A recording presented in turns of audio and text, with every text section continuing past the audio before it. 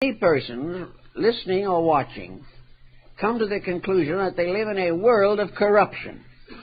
Practically every decent value fades from their minds because of the hypnotic influence of fiction. The stories that they're seeing, even if partly historical, have been completely enveloped in a kind of salesmanship. These events have been dramatized, exaggerated, or even misplaced or misplayed in order simply to hold audience attention. So the person getting through with this type of entertainment probably loses what little confidence he might otherwise have in the society to which he belongs. He becomes more and more impressed with the realization that he lives in a corrupt society and for his own ideals have little hope fulfillment. Actually, he's in the same position when he starts to read. If he reads the popular books of the day, he is further disillusioned.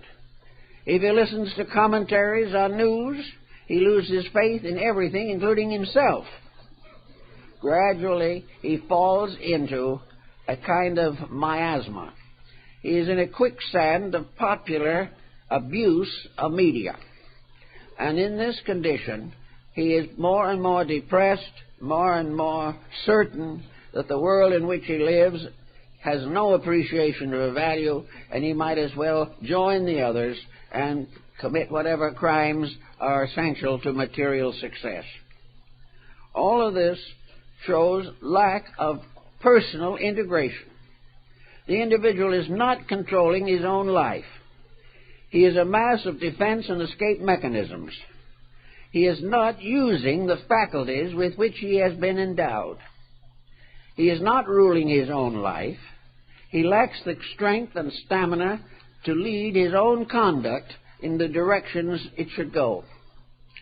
Now, one thing that will help this a great deal is for the person to enlarge or broaden his fields of association with society. It is useless for him to make the fundamental mistake of looking for people who agree with him. He would like to have all his friends think the same way that he does. If this happens, he will then be making the same mistakes that they make, and they will be perpetuating his mistakes. He will look at the friends who agree with him, and he may find they have broken homes, broken health, losing their jobs, and in debt most of their lives. But they agree with him on some point. Therefore, they are his friends. What he should be looking for is persons who are living well with different points of view. We are so involved in the idea that we are always right and that other people must agree with us that we do not look at the people who we think do agree with us. If we did, we would find they are not any better off than we are. In fact, they indicate very often the difficulties that are going to soon come to us because of our attitudes. So it's very necessary to get accustomed to looking at other people with other points of view. If you are a businessman and are hard at work in some capacity of making a living, perhaps you should take up music. Or perhaps you should go to a craft school and study pottery making. Or perhaps go in and study some type of creative artistry or craft, simply to meet people who have different points of view. It may be that to you a certain position in your corporation is your goal, but you should meet people who have other goals, who do not work in this direction at all. Some people are perfectly happy if they can produce a good dinner. Others will not be for a moment happy unless they are vice presidents of a corporation.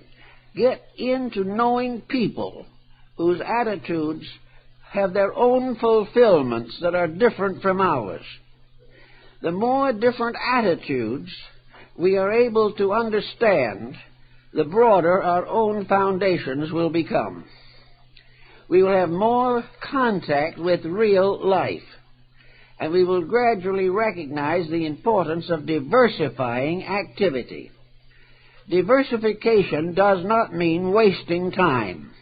It does not mean simply recreating. It means the spreading of our mental capacities over a larger area of expression, so that we can think better on more subjects, that we can understand why other people have their dedications, and we will begin to respect other people, instead of regarding everyone who differs from us as more or less moronic. We cannot afford just simply to stand out and criticize what other people believe. What we must try to do is find out why they believe what they do, and try to share in some of the beliefs that are important to them. We cannot really grow until we develop the power to tolerate differences of opinion. We must enjoy the right to our own convictions, but these convictions should be tested and tried by comparison with other convictions to see whether really we have the best approach to the subject under consideration. So we like to think of the importance of the average person becoming widely acquainted with many fields of activity, which will bring with them many friendships, contacts, outlets, which are progressive, constructive, and useful.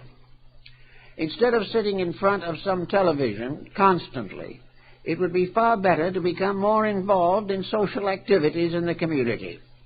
It would be more important to work with various groups that are planning improvements in living and thought, various ways of finding new creative expressions, particularly in the areas of the retired citizen.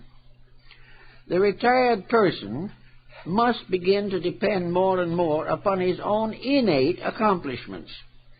He cannot depend so heavily upon his outside social contacts, but he should have abilities that are within himself.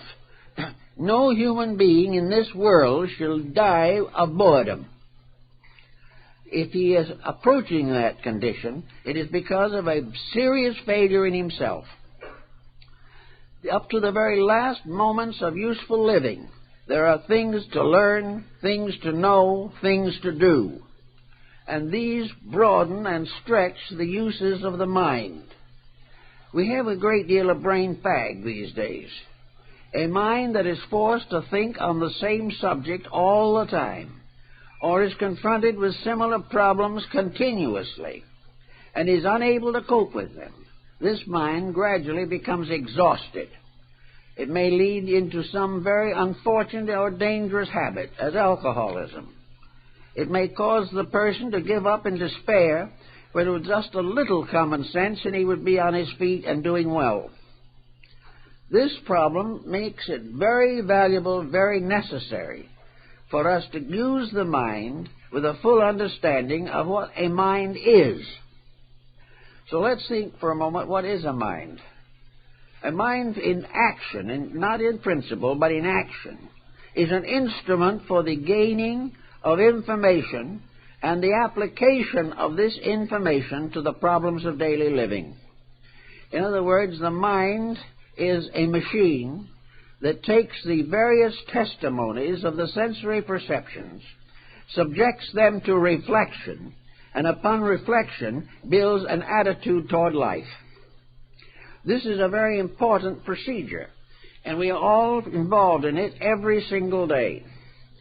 Every moment of life, something is coming into the mind, some new experience, some new point of view, a new problem read in the newspaper, a little problem heard from the neighbor over the fence. These things are coming in constantly. Also, through our natural contact with life, we watch people. We see them. We know what is happening to them. We look at the large pattern of the community in which we live, and we see how people live and think, the problems they face, and the various escapes which they try to use to get out of their responsibilities. The mind, therefore, is an organizing, ordering power within us. It used to be represented by an old gentleman who was called a philosopher. and the mind is capable of being the teacher, the ancient teacher within ourselves. Ancient because it has been here since the dawn of time. The mind, therefore, can give us the information we want if we ask for it. Even a computer will not give us information unless we feed in the necessary data. The mind cannot give us the proper answer unless we feed into the mind the various types of evidence which we wish it to consider and organize. The mind is capable of a tremendous diversity of activities. The average human mind is capable of being organized into more than 40 distinct careers. Now, only one or two of those will ever be used. But the mind can make us see or do almost anything that we really become interested in. They say that Leonardo da Vinci mastered 60 arts and sciences. That might be a slight exaggeration, I don't know. But anyway, he did very well. He proved conclusively that the mind can think more thoughts than the average person ever demands from it. That instead of the mind simply being something to fulfill the notion of the moment, it can provide us with proofs and disproofs on almost any subject. It can give us the stamina to attack a difficult field of research. It can give us the patience to face a definitely difficult domestic situation. In every field of life, the mind is not only able to face situations, create some types of solutions, and also it is able to contemplate the consequences of its own decisions. The mind can show us because it can understand and accept the fact that it may have made a mistake itself, that the mind has led us into something that was going to be disastrous, but it is also capable of realizing this and immediately setting to work to correct the mistake. The mind, having this tremendous potential, was evidently given to us because we were not supposed to be one-track people. We were not supposed to live completely on one field of endeavor. Out into the larger society to which we belong, we see that mind and nature and the divine plan have divided us into countless nations, races, beliefs, philosophies, arts, crafts, sciences, and industries. It has diversified our world and has produced within our own human existence specialists in all these fields. Now, these people were not born specialists. Some had special aptitudes, that is true. But most of them finally developed their specialties as a result of specialized education. Now, specialized education today is, it seems to me, a rather faulty institution. I do not believe that the average institution of education is doing the things that are best for the mind of the students. They are bound totally to the economic potentials. They want to produce graduates who can get a job. They want to help to satisfy the ambitions of young people who would like to start at the top and believe that education will give them a better chance to advance towards a higher estate. The schools, therefore, sacrifice cheerfully the possibility of the individual becoming a well-matured thinker. Instead of producing thinkers, they are gradually producing mechanized intellects that are tied to certain definite patterns from which they find difficulty in escaping. This situation cannot always be rectified. It probably will not be entirely solved until the individual who has been prepared for one of these careers gets out into life and tries to live according to what he has learned. He then may discover that he can't live with the learning that he has, that the learning that he has may keep him employed, but destroy everything else in his life. And this is not a valuable pattern upon which to build careers. The purpose of a good education is to make the individual sensitive to all forms of improved knowledge. It should make him appreciate all kinds of things that he very often does not give a thought to today. I know a lot of people, for instance, who consider themselves well educated.